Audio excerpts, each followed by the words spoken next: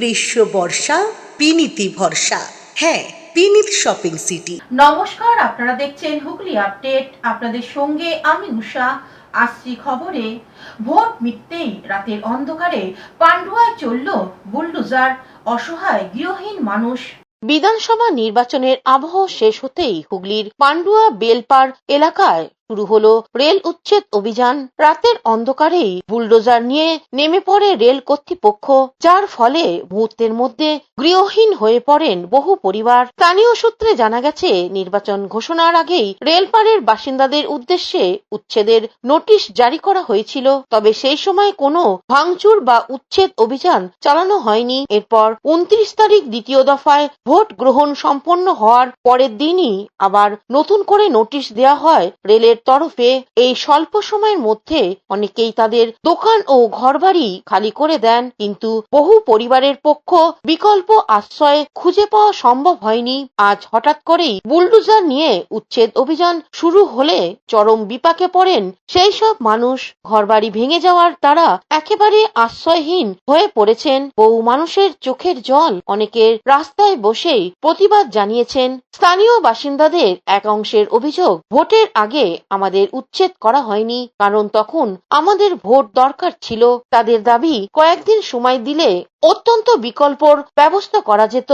Rail কর্তৃপক্ষের তরফে এখনো পর্যন্ত এই বিষয়ে কোনো বিস্তারিত প্রতিক্রিয়া পাওয়া যায়নি। বলুন, আমরা তো আমার দাদু ঠাকমা আমার মারা সব এখানে, আমরাও এখানে মানুষ হয়েছি। আজকে হঠাৎ দুবার নোটিশ দিয়ে গেছিলো, আমরা জানি ভাঙবে না, মনে হয় রেলের জায়গা রেল অতটা নিয়ে নিয়েছে, আমাদের একটু ছেড়ে দিয়েছে থাকার জন্য। আজ থেকে তো আমরা এখানে নেই, বহুকাল থেকে।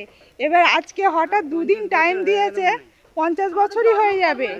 50 বছরই, তার বেশি তো কম না। আমরা যেটুকু, আমরা ছোটোবেলা থেকে এইখানেই জন্ম, এখানেই মানুষ হয়েছি, এইখানে আমাদের গ্রামে হয়তো আশেপাশে বিয়ে শাদী হয়েছে, কিন্তু এই দুদিনের সময়ে তাড়াতাড়ির মধ্যে ভেঙে দিচ্ছে। এক সপ্তাহ টাইম তো মানুষ তো ভেঙে তুলে নিচ্ছে, তার মধ্যে দুদিনে জিসিবি ঢুকিয়ে এরকম ভাঙাটা মানে খুবই মানে একটা সাধারণ ভালো লাগছে না। মানে বাচ্চা নিয়ে। হুগলি থেকে সুমন চক্রবর্তী ও চন্দনা দত্তের রিপোর্ট, হুগলি আপডেট। রাত পোহালেই ভোট গণনা। আগামীকাল গোটা রাজ্যের সঙ্গে হুগলিতেও ভোটের ফলাফল ঘোষণা হবে।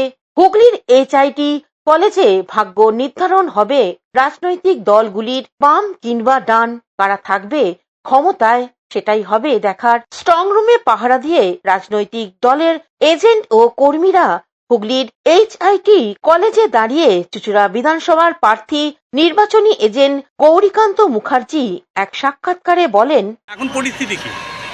এখন তো স্ট্রং রুম পাহারা দেয়া। গতকাল ভবানীপুরে যে ঘটনা ঘটেছে তার পরিপ্রেক্ষিতে আগে থেকে আমাদের স্ট্রং রুমে পাহারা চলছিল, যার গতকালের ঘটনার পর আরও জোরদার করা হয়েছে এবং আমাদের পুরো শিফটিং ডিউটি আছে। সকাল থেকে একটা টিম, দুপুর পর বিকেল সন্ধ্যে একটা টিম, রাত্রির একটা টিম, আবার ভোরবেলা থেকে একটা টিম, এভাবে শিফটিং ডিউটি আছে এবং আমরা নিজেরা থাকছি। অন্যদিকে কংগ্রেস প্রার্থী মইনুল হক জয়ের ব্যাপারে আশাবাদী। উনি বলেন, আমরা জিতছি। আশা নিরাশার ব্যাপারটা যা সব ইভিএম মেশিনে বন্দী হয়ে আছে। এবারের এই নির্বাচন 294টা আসনের মধ্যে চুঁচুড়া বিধানসভার আসনের নির্বাচনটা খুব ব্যতিক্রমী নির্বাচন হচ্ছে। আমি আগেও বলেছি, এখনও বলছি, কংগ্রেস ছাড়া বাকি সবকটা দলের প্রার্থীরা তাদের নিজের দলের ভেতর থেকেই আভ্যন্তরীণ সমস্যার মুখোমুখি হয়ে নির্বাচন লড়ছে। অন্যদিকে চন্দ্রনগর কানাইলাল বিদ্যা মন্দিরে গণনা হবে। এখানেও কঠোর নিরাপত্তার ব্যবস্থা। এখানকার বিদায়ী বিধায়কের নির্বাচনী এজেন্ট রাম চক্রবর্তী দাঁড়িয়ে রয়েছেন। আগামীকাল গণনার প্রসঙ্গে এক সাক্ষাৎকারে বলেন, সাধারণ সম্পাদক অভিষেক বন্দ্যোপাধ্যায়ের যে ভিডিও কনফারেন্সের মাধ্যমে যেভাবে তিনি নির্দেশনামা দিয়েছেন, আমাদেরকে জারি করেছেন, সেই মতো আমরা সমস্ত কাউন্টিং এজেন্টদের নিয়ে আমরা মিটিং করেছি। তারা কীভাবে প্রস্তুত, আগামীকাল সকলকে নির্দেশ দেওয়া আছে 5:30টার মধ্যে তারা এখানে চলে আসবে কানাইলাল বিদ্যা মন্দিরের সামনে এবং হয়ে যাবে। তারপরেই আমাদের। হুগলি থেকে অভিষেক গুপ্তা ও চন্দনা দত্তের রিপোর্ট, হুগলি আপডেট। এবারে ভোট নিশ্চিত জয় বিজেপির আশা। চুঁচুড়া ও চন্দ্রনগরে বিজেপির প্রার্থীরা মন্দিরে মন্দিরে মঙ্গল কামনায় পুজো দিলেন।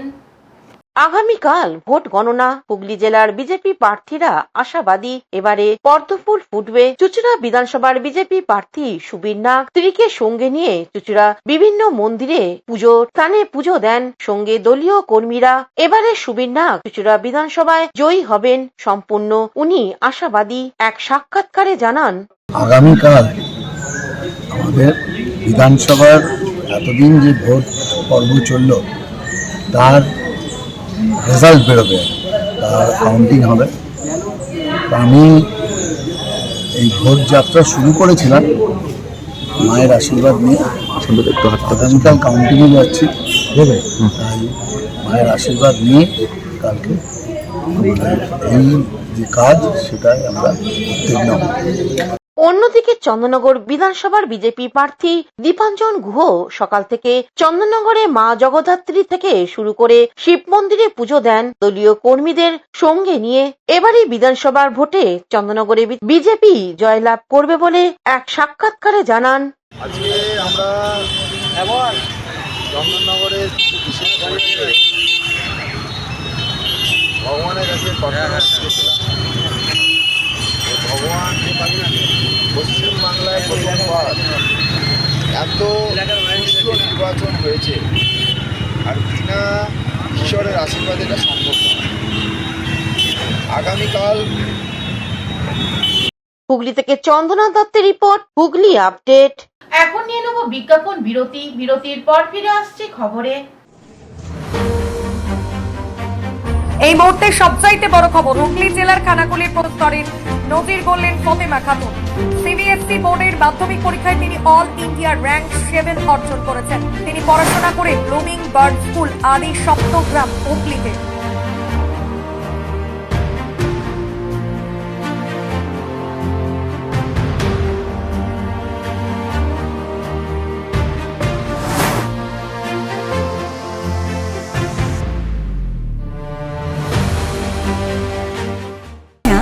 is a holistic weekend destination for friends, family, and couples and offers magic to soothe your body, mind, and soul.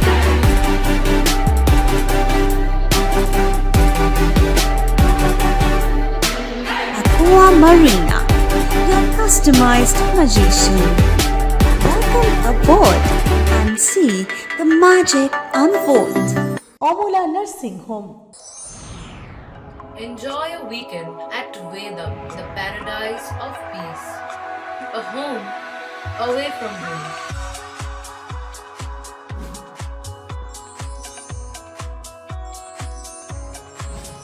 See yourself resonating with the nature. Vedam welcomes you to create your best memories. বিরতির পর ফিরে এলাম খবরে। Strong রুমের বাইরে নিদ্রাহীন রাত কাটাচ্ছেন পূর্বস্থলী বিদায়ী মন্ত্রী স্বপন দেবনাথ। নিদ্রাহীন রাত কাটাচ্ছেন রাজ্যের বিদায়ী মন্ত্রী স্বপন দেবনাথ। স্ট্রং রুমের বাইরে পাহারা দিতে রাত জাগলেন পূর্ব বর্ধমান জেলার পূর্বস্থলী দক্ষিণ বিধানসভা কেন্দ্রের তৃণমূল প্রার্থী তথা বিদায়ী মন্ত্রী স্বপন দেবনাথ। কানলা কলেজে হয়েছে স্ট্রং রুম, আর সেখানেই রাত পাহারায় তিনি। কিন্তু কেন তিনি রাত পাহারায়, সেই প্রশ্নের উত্তরে তিনি বলেন, এদের বিশ্বাস নেই। গতকাল কিছুক্ষণের জন্য সিসিটিভি বন্ধ ছিল। রাত জাগতে হবে, স্ট্রং রুম পাহারা দিতে হবে, তার নির্দেশ পালন করার জন্য এসেছি। কিন্তু সকাল থেকে গতকালও আজও সকালবেলা দুবার করেছি, দুপুরবেলা এসেছি, বিকেলে এসেছি, রাত্রে রেখে দিয়ে আমার কাউন্টিং এজেন্টদের ঠিকঠাক করে এখন আমি এলাম। এখন রাত জাগবো, কালকেও রাত জাগবো, পরশুও রাত জাগবো। কৌশিক ঘোষের রিপোর্ট, হুগলি আপডেট। ব্যারাকপুরে বিজেপির জেলা সাংগঠনিক সম্পাদকের উপর দুষ্কৃতী হামলা।